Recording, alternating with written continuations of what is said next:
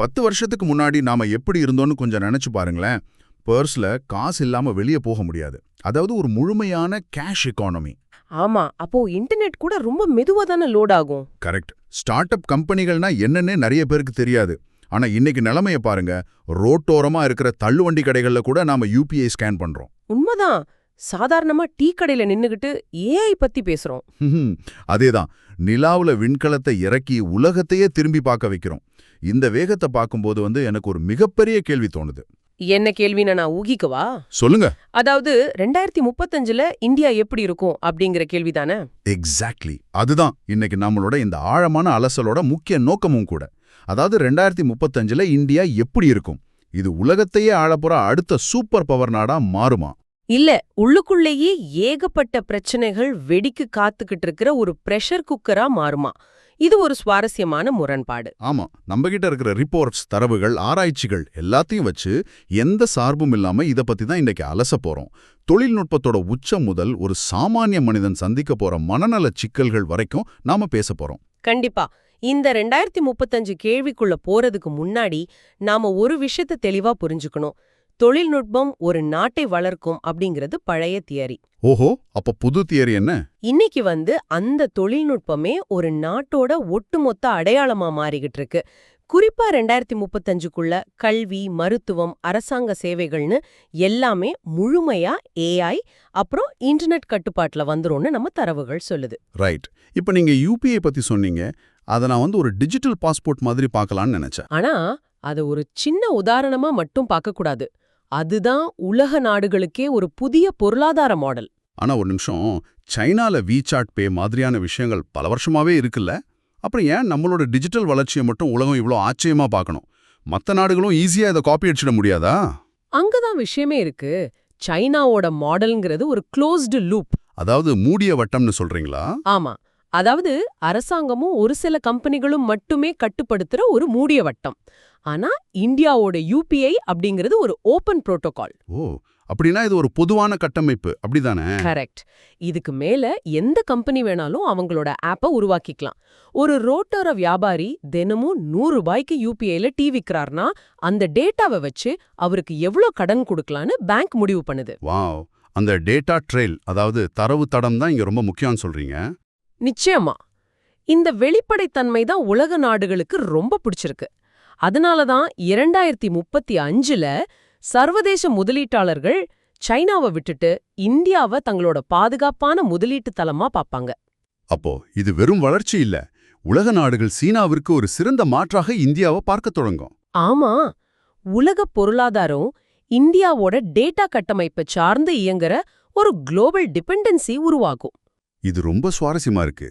சரி, இந்த டேட்டா முதலீடெல்லாம் ஒரு பக்கம் இருக்கட்டும், இது எல்லாம் நிர்வகிக்க போறது நம்ம ஆளுங்க தானே? கண்டிப்பா, நம்ம இளைஞர்கள் தான். இங்கதான் எனக்கு ஒரு பெரிய சந்தேகம் வருது. நம்ம தரவுகள்ல ஏஐயோட ஆதிக்கம் எப்படி வேலைவாய்ப்பை புரட்டி போட போகுதுன்னு சொல்லியிருக்காங்க. ஆமா, கோட் பண்றது, டிசைனிங், கஸ்டமர் சப்போர்ட்னு பேசிக் வேலைகள்லாம் காலியாயிடும்னு எல்லாருக்கும் தெரியும். ஆனா தொழில்நுட்பம் எப்பவுமே சாதாரண மக்களுக்கும் அதிகாரத்தை கொடுக்கும்னு தானே நம்ம பார்த்துருக்கோம். உதாரணத்துக்கு ஸ்மார்ட் போன் வந்தப்போ அது எல்லாரையும் சமமாக்குச்சு. ரைட். ஆனா ஸ்மார்ட் போனுக்கும் ஏஐக்கும் ஒரு பெரிய வித்தியாசம் இருக்கு. என்ன வித்தியாசம்? ஸ்மார்ட் போன் அப்படிங்கிறது ஒரு கருவி, அதை நாம இயக்குறோம். ஆனா ஏஐ அப்படிங்கிறது கருவி கிடையாது, அது மனிதனோட சிந்தனை திறனுக்கான ஒரு மாற்று. ஓ, அதாவது ரீப்ளேஸ்மெண்ட்னு சொல்றீங்க. ஆமா, நீங்க சொல்ற மாதிரி இதுல வாய்ப்புகள் இருக்கு. ஆனா அது யாருக்கு கிடைக்குங்கிறது தான் பிரச்சனை. இந்தியாவோட ஐடி அப்புறம் பிபிஓ துறை எடுத்துக்கோங்க. லட்சக்கணக்கான இளைஞர்கள் வேலை பார்க்கிற துறையாச்சே. அதேதான். அவங்க வெறும் டேட்டா என்ட்ரி, பேசிக் கோடிங், கஸ்டமர் சப்போர்ட் வேலைகள்ல இருக்காங்க. 2035ல ஒரு ஏஐ சிஸ்டம் எந்த மனித உதவியும் இல்லாம ஆயிரக்கணக்கான வாடிக்கையாளர்களை ஒரே நேரத்துல கையாளும். அப்போ அந்த நடுத்தர வேலைகள் மொத்தமா காணாம போகுமா? நிச்சயமா. பழைய வேலைகள் அழிஞ்சு புது வேலைகள் உருவாகிற இந்த இடத்துல ஒரு பெரிய வெற்றிடம் ஏற்படும். அதுதான் திறன் இடைவெளி, அதாவது ஸ்கில் கேப். புரியுது. அதாவது முன்னாடி டைப்ரைட்டர்ல இருந்து கம்ப்யூட்டருக்கு மாறின மாதிரி இது கிடையாது. இது அந்த சிஸ்டமே தானா வேலை செய்யப்படுற விஷயம். கரெக்ட். ரொம்ப சரியா சொன்னீங்க. அப்போ 2035ல உலகத்திலேயே அதிக இளைஞர்களை கொண்ட நாடா இந்தியா இருக்க போகுது. இந்த திறன் இடைவெளி சரி செய்யப்படலைன்னா என்ன ஆகும்? அது ஒரு மிகப்பெரிய ஆபத்தா மாறும். அந்த கோடிக்கணக்கான இளைஞர்கள் நாட்டை வல்லரசாக்குற ராக்கெட்டோட எரிபொருளா இருப்பாங்களா இல்ல வேலை இல்லாம ஏமாற்றத்துல வெடிக்க காத்திருக்கிற டைம் பாமா மாறுவாங்களா? அது அந்த இளைஞர்கள் கத்துக்க போற புது ஸ்கில்ஸ பொறுத்து தான் இருக்கு. ஆனா அந்த ஸ்கில்ஸ் கத்துக்கிற வேகம் ஏஐ தன்னைத்தானே அப்டேட் பண்ணிக்கிற வேகத்தை விட குறைவா இருந்தா நிலைமை ரொம்ப மோசமாகும். அப்போ அது சமூக அளவுல மிகப்பெரிய கோபத்தையும் விரக்தியையும் உருவாக்குமா? வேலைவாய்ப்பு மாற்றங்கள், பொருளாதார ஏற்றத்தாழ்வுகள் இதெல்லாம் எங்க அதிக தாக்கத்தை ஏற்படுத்தும்? கண்டிப்பா நகரங்கள்ல தான். ஆமா, சென்னை, பெங்களூரு, ஹைதராபாத், மும்பை மாதிரியான பெருநகரங்கள்ல தான். 2035ல இந்த நகரங்கள்ல மிகப்பெரிய மெகா டெக் சிட்டிகளா மாறி இருக்கும். பாக்குறதுக்கு ரொம்ப பிரம்மாண்டமா இருக்கும். கண்ணாடியில கட்டின பெரிய பெரிய ஐடி பார்க்குகள், பல பில்லியன் டாலர் கம்பெனிகள்னு இருக்கும். ஆனா இதே நகரங்களுக்குள்ள வாழப்போற ஒரு சாதாரண நடுத்தர வர்க்க மனிதனோட நிலைமை என்ன? அப்படி என்றால் இதன் உண்மையான அர்த்தம் என்ன? அது ஒரு ஆபத்தான முரண்பாடு. மேக்ரோ அளவுல, அதாவது ஒரு நாடா இந்தியா பெரிய சூப்பர் பவரா தெரியும், ஜிடிபி எகுரும். ஆனா மைக்ரோ அளவுல பார்த்தா ஒரு தனி மனிதனோட வாழ்க்கை ரொம்ப கடினமா மாறும் இல்லையா? ஆமா, தொழில்நுட்பம் வளர வளர அந்த துறையில இருக்கிற ஒரு சின்ன கூட்டம் மட்டுமே மிகப்பெரிய செல்வத்தை குவிக்கும். இதனால நகரங்கள்ல விலைவாசி அசுரத்தனமா உயரும். ஓ, அப்போ வீடு, கல்வி, மருத்துவம் மாதிரியான அடிப்படை தேவைகளோட விலையும் தாறுமாறா ஏறுமா? கண்டிப்பா. டிஜிட்டல் ரெட்லைனிங் அப்படின்னு ஒரு கான்செப்ட் இருக்கு. அதாவது உங்ககிட்ட உயர்ந்த தொழில்நுட்ப திறன் இல்லைன்னா நீங்க ஆட்டோமேட்டிக்கா அந்த நகரத்தோட அடிப்படை வசதிகள்ல இருந்தே ஓரங்கட்டப்படுவீங்க. அதாவது நாம வெளியே பளபளப்பான கண்ணாடி மாளிகைகளை கட்டுகிறோம், ஆனா அதன் அடித்தளத்தில் வாழும் நடுத்தர மக்களின் அன்றாட வாழ்க்கை செலவுகள் என்ற பாரத்தால் நசுங்குகிறதல்லவா? மிக சரியான ஒப்பீடு.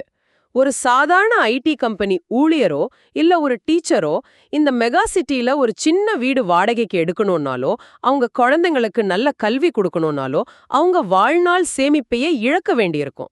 ஏன்னா அந்த நகரத்தோட பொருளாதாரம் அதிக சம்பளம் வாங்குற அந்த சிறுபான்மை ஏஐ வல்லுநர்களுக்காக வடிவமைக்கப்பட்டிருக்கும். அதேதான், இது ஒரு சாமானியன கழுத்தை நெருக்கிற மாதிரியான ஒரு பொருளாதார அழுத்தம். கூடவே டிராஃபிக் அப்புறம் மாசும் அதிகரிக்கும். அப்போ அவங்களோட ஒவ்வொரு நாளும் ஒரு பெரிய போராட்டமா தான் இருக்கும். இந்த மேக்ரோ பொருளாதார வளர்ச்சிக்கும் மைக்ரோ பொருளாதார போராட்டத்துக்கும் நடுவுல மாட்டிக்கிட்டு தவிக்கிற நடுத்தர வர்க்கம் தான் அந்த பிரஷர் குக்கரோட மையப்பகுதியா இருப்பாங்க. ஆனா இதை விட ஒரு பெரிய பிரச்சனை இருக்கு. இவ்ளோ நேரம் நாம பொருளாதாரத்தை பத்தியும் மனிதர்களை பத்தியும் மட்டும்தான் பேசிக்கிட்டு இருக்கோம். ஆனா இதுக்கு ஒரு அடித்தளம் இருக்கு. என்ன அடித்தளம்? இந்த மெகா டெக் சிட்டிகள் இயங்குறதுக்கு தேவையான அடிப்படை விஷயமான இயற்கை வளங்கள் தான் அது. குறிப்பா தண்ணீர் பத்தி நம்ம தரவுகள் ஒரு பெரிய எச்சரிக்கையை கொடுக்குது. ஆமா, ரிப்போர்ட்ல அது ரொம்ப தெளிவா சொல்லப்பட்டிருக்கு.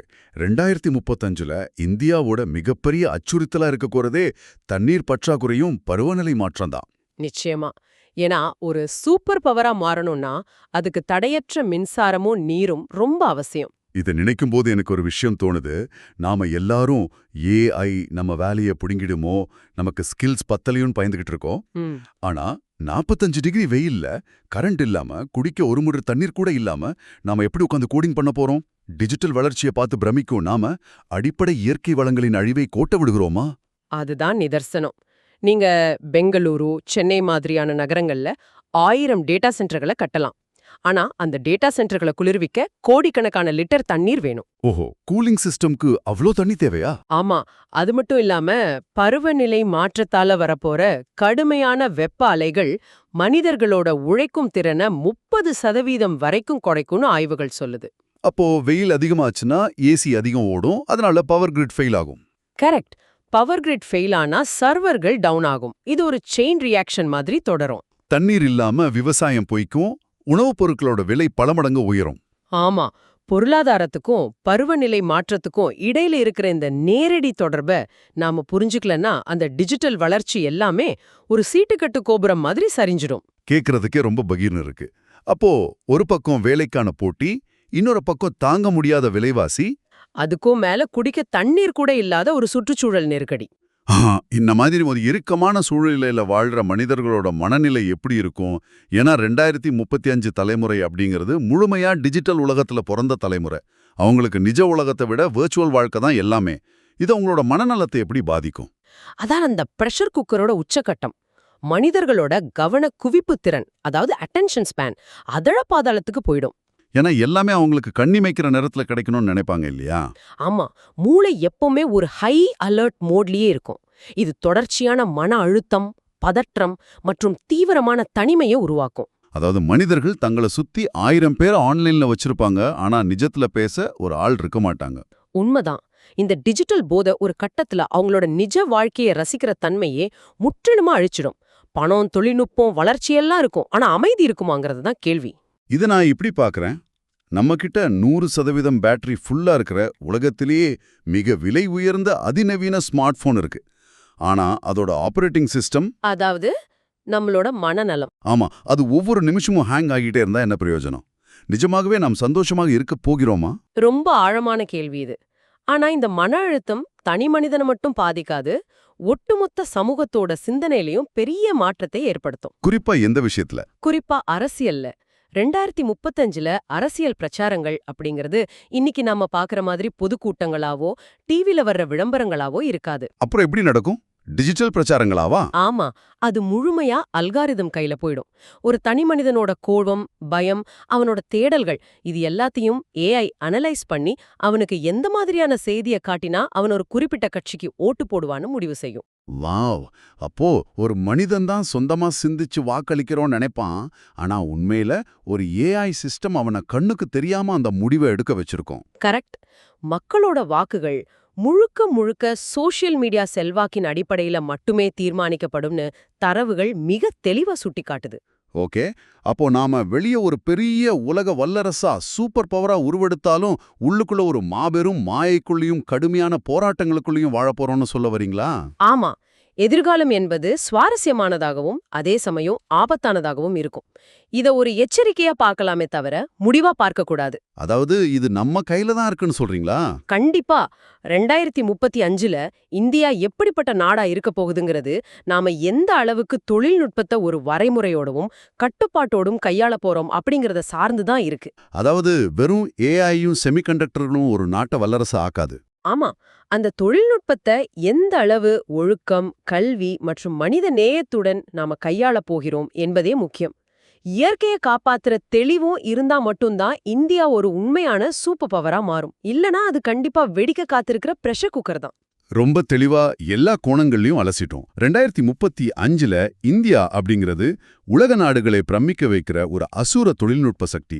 அதே சமயம் வேலைவாய்ப்பு, சுற்றுச்சூழல் மற்றும் மனநலம் சார்ந்த பலமான சவால்களை கொண்ட ஒரு நாடு. ஆமா, இது ஒரு நாணயத்தோட 2 பக்கங்கள் மாதிரி. இத கேட்டுக்கிட்டு இருக்கிற உங்ககிட்ட நான் ஒரு விஷயத்த சொல்லிக்க ஆசைப்படுறேன். இந்த 2035க்கான விதைகளை நாம் இன்றுதான் தூவி கொண்டிருக்கிறோம். உண்மைதான். உங்களுடைய இன்றைய டிஜிட்டல் பழக்க வழக்கங்களும் நீங்கள் வளர்த்துக் கொள்ளும் புதிய திறன்களுமே இந்த எதிர்காலத்தை தீர்மானிக்கப் போகின்றன. ஆனா கடைசியா ஒரு விஷயம், இத கொஞ்சம் ஆழமா யோசிச்சு பாருங்க. சொல்லுங்க. நமது கவன குவிப்பு தொடர்ந்து குறைந்து கொண்டே போனால் 2035இல் அன்றாட வாழ்க்கையின் மன அழுத்தத்தை தவிர்க்க நாம் என்ன சாப்பிட வேண்டும், யாரை நண்பர்களாக்கிக் கொள்ள வேண்டும் என்பது போன்ற நமது சொந்த முடிவுகளை கூட ஏஐ விடம் ஒப்படைக்க வேண்டியிருக்குமா? ஆமா, ஏஐ விடம் முழுமையாக ஒப்படைத்துவிட்டு நாம் வெறும் பார்வையாளர்களாக மாறிவிடுவோமா? கொஞ்சம் யோசித்து பாருங்கள். 2035 இந்தியா சூப்பர் பவரா, சவால்கள் நிறைந்த நாடா, அல்லது இரண்டும் கலந்த ஒரு சமநிலையான எதிர்காலமா என்பதை உங்களின் முடிவுக்கே விட்டுவிட்டு இந்த ஆழமான அலசலை நாம நிறைவு செய்கிறோம். மீண்டும் அடுத்த அலசலில் சந்திப்போம். நன்றி.